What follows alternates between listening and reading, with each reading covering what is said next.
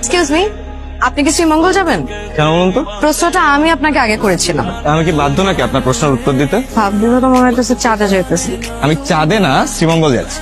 পাতি অ্যাস্ট্রোনট। ভাইয়া দূরে থেকে শ্রীমঙ্গলে যাবেন? হ্যাঁ যাবো।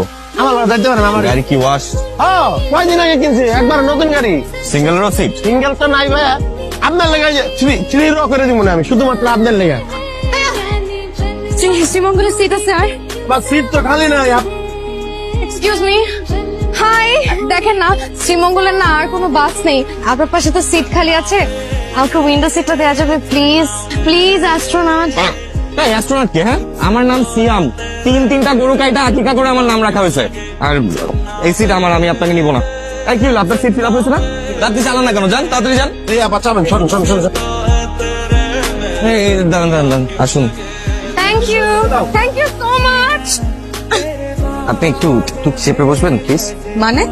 একটু ওই সাইডে গিয়ে বসেন, আমার খুব অসুস্থ প্লিজ। আচ্ছা ঠিক আছে, এমনিতেও আমার কোনো শখ নাই আপনার কাছাকাছি বসার, আমি তো জাস্ট পরিস্থিতির শিকার। সরি। আচ্ছা শোনেন, আপনি কি কথা বলতে অনেক পছন্দ করেন? মোটেও না, আর খুব কম কথা বলি। আপনাকে একটা কথা জিজ্ঞেস করি? প্লিজ। আমি কি মানুষটা খুব রুড? কিছু বলেন না আমাকে নিয়ে। সত্যি বলবো? হ্যাঁ একদম মন থেকে। অ্যাস্ট্রোনট মানে? ভিড়ের মধ্যে থেকেও না আপনি নিজের জন্য একটা স্পেস ক্রিয়েট করে নিতে পারেন, নিজের মতন করে ভাবা, নিজের মতন করে থাকা। দুই একটা জিনিস নিয়ে একটু ফোবিয়া আছে। আপনি আসলে একটা অ্যাস্ট্রোনট। পৃথিবীতে এত মানুষের বাগান, অথচ আপনি একা। আপনি খুব সুন্দর করে কথা বলেন। ভাই আপা গাড়ির চাকা ঠিক হয়ে গেছে, আসেন। ভাই কি চালান? দেখি কি ভাই, আপনি কিভাবে গাড়ি চালাচ্ছেন? পানি খান। হ্যালো, পানি খান।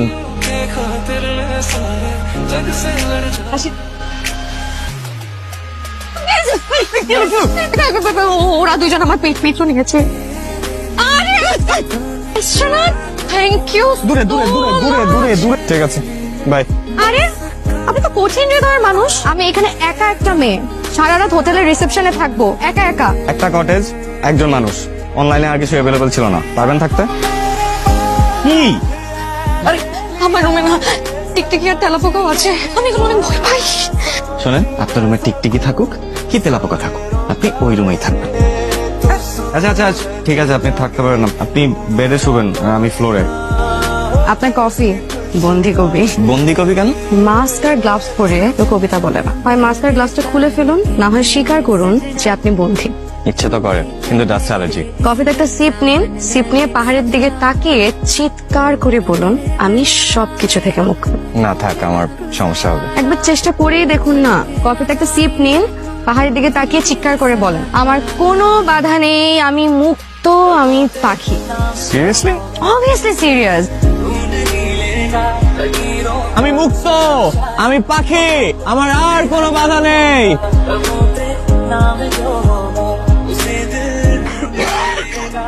বেশি খারাপ লাগছে?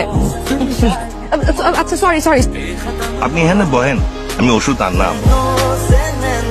আমি স্ত্রীর মাঝে সম্মানের সম্পর্ক থাকা ভালো, সারা জীবন এই বললাম থাকেন।